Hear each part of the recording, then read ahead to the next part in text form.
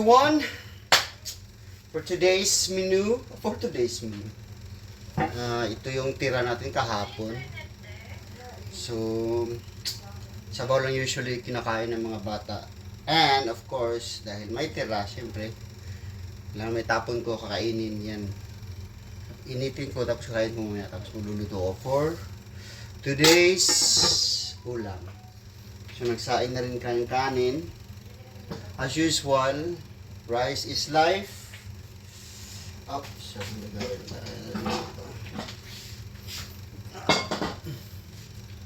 So, every day, hindi naman every day, tumatakbo ako like 1 hour para healthy lagi.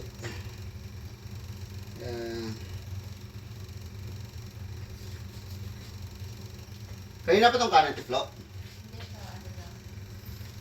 Initin ko lang to and then simple magluluto tayo ng panibago natin para for food for today. Usually wala na ako minsan wala akong menu na naka-prepare. Minsan naiisip ko lang siya on the spot like today. Hindi ko paano lulutuin ko, but today meron na. So since may bagoong ako, let's make use of this bagoong. Okay? Wait. So, kumulo na siya. Inubo yung bata naman. So, kumulo na siya. Lipat natin. Kasi kakainin ko yan without rice na.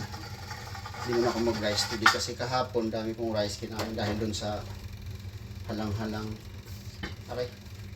So, hot. Morning, hot. Good morning pala sa lahat, no?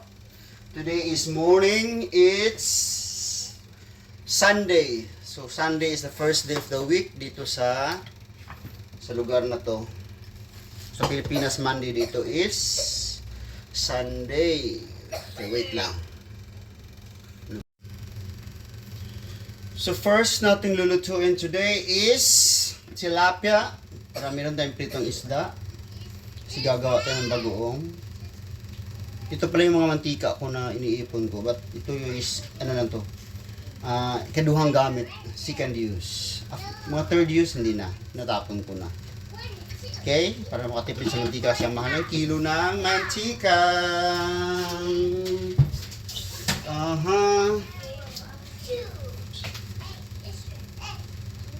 Aga lang gumising ng mga kids. Usually nagigisingan sila mga 9. Anong oras ba ngayon? 9 na rin pala, kaya gising na sila. So, usually yun ang gising nila, it's 9 o'clock. I hope you will like, subscribe. Wala tayong subscriber, bebe. Okay lang kahit walang subscriber, basta mag-video kami para mag-practice tayo mag-vlog. Blig, blug. Okay? Ganun talaga ang buhay. Kailangan magsipag.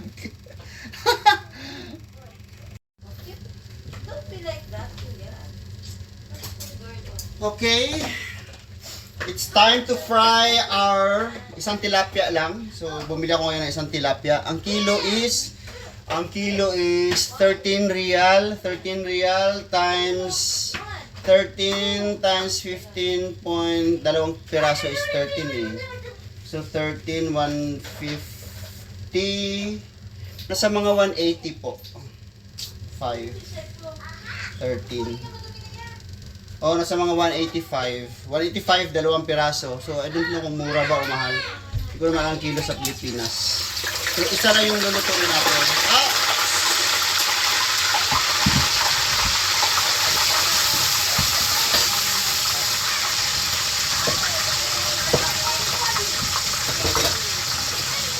Isa lang yung lulutuin natin, yung isa para bukas naman. Para sa mga susunod na araw, hindi bukas.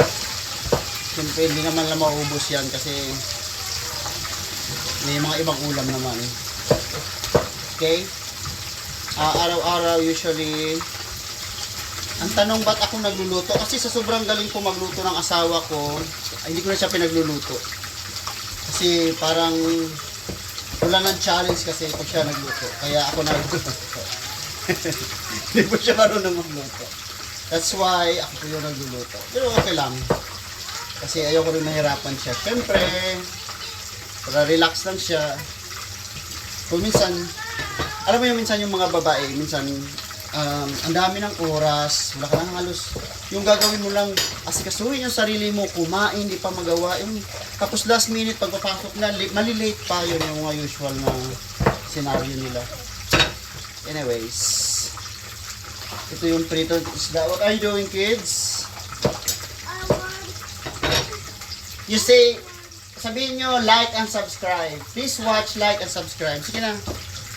Kasi wala tayong viewers. Kahit isang piraso.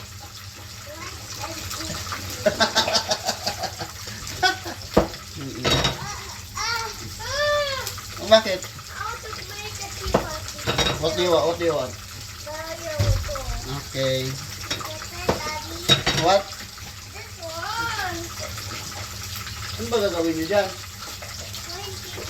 Tea party. Tea party mo si ano? Ito kasi si tawag nito. Peppa Pig kasi yung anak ko pati tea party. Alam mo kung alam ng tea party. Like, Peppa Pig na yan. So, tea party daw. Tutuin natin yung tilapia natin. Ha? Okay, so sa challenge ng buhay, kailangan na natin mag-vlog, blig-blig, and vlog-vlog. And ano? Si Inday. Alam mo si Inday, pag walang tupak, lahat iutos sa'yo. Pero pag may tupak yan, nag-aaway kayo, kaya niyang gawin lahat. Hindi nga humingi ng tulong eh. Kaya minsan maganda rin mag-away kami kasi alam niyo, nagagawa niya lahat ng gusto niya kasi di ba ayaw makipag-usap.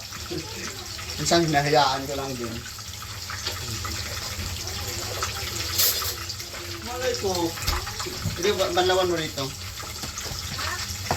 Isang challenge sa mag-asawa talaga isang pag-aaway. And through the years, isa sa natutunan ko is tumahimik na lang para wala ng gulo.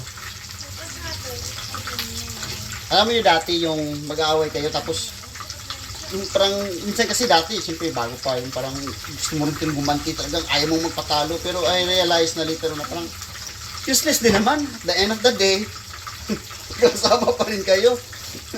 So parang so I learn na ay tumahimik na lang tapos yung minsan magme-message siya lang kahaba-haba. Alam mo yung anong i-reply mo doon? Okay lang. Effective yun. Yun yung mga the best way to answer. Ay, dapat pala malaki. Mali. Okay. So, nagpe-prepare din kasi ako sa aking binagoongang gulay. Tanong kung may recipe ba kung pinapalo, wala. Minsan sa isip ko na lang. Minsan nakikita ko to sa recipe dati, tapos pero minsan hindi ko sinusunod. Tinitingnan ko lang, yung parang kung ano lang available ko, hindi yung talagang, kasi araw-araw naman, lagi ka naka-recipe. So, minsan tansya na lang talaga. Minsan masarap, minsan hindi. So, wala tayong magagawa doon. Ganun talaga ang buhay. Hindi man laging saya. Minsan, aray! Ayan. Balik pa rin.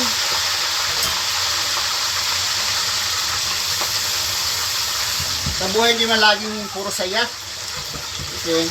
Challenging din pag may yun. Aray. Mamaya. Stop. Okay. So, medyo malapit na maluto yung tilapia natin. Tilapia. Actually, masarap na luto nito. Siguro yung medyo kami kasi gusto namin yung tipong lutong-luto. Hindi naman yung parang sunog. Para yung parang medyo crunchy na yung crunch. Yung dito. So, parang akong chef. Actually, hindi naman ako marunong magluto. Dati ang alam ko lang kumain. And then, kasi kailangan natin magpa-impress kasi wala naman tayong talent sa buhay. Wala rin tayong hitsura.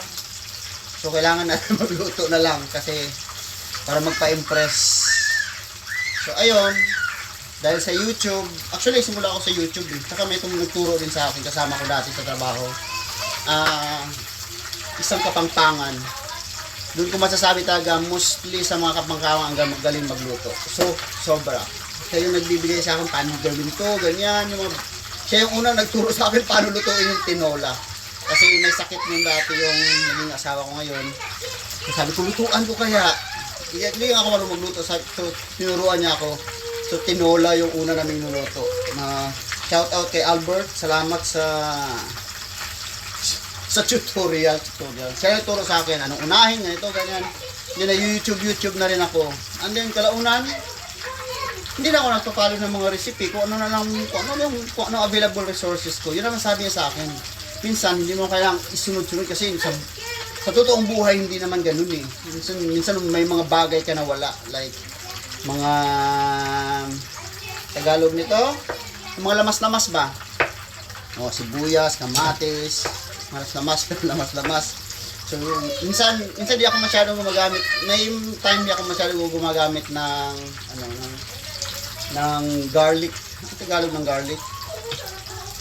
Ahos. Ang Tagalog ng garlic? Garlic. Ahos sa Bisaya. So, bakit Tagalog yung language namin? Kasi yung asawa ko is Tagalog.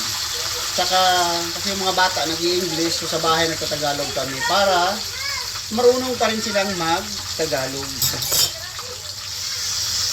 Baka kasi importante rin marunong sila sa salita natin. Hindi pwedeng hindi na alam kahit Tagalog. Kasi sa school kasi rito, may Tagalog din. So usually, mga bata rito ang gagaling mag-English kaso nag-struggle sa Tagalog.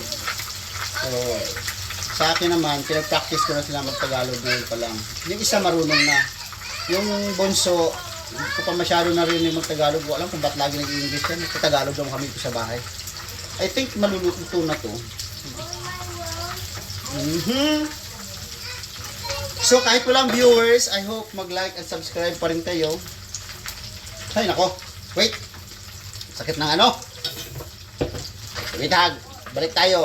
We'll be right back. So ladies and gentlemen, I think luto na yung tilapia natin. Enough na to. Ayoko na masyadong sunugin. Yes. Wala pa ba? Luto na yan. Luto na yung tilapia natin. Patayin na natin.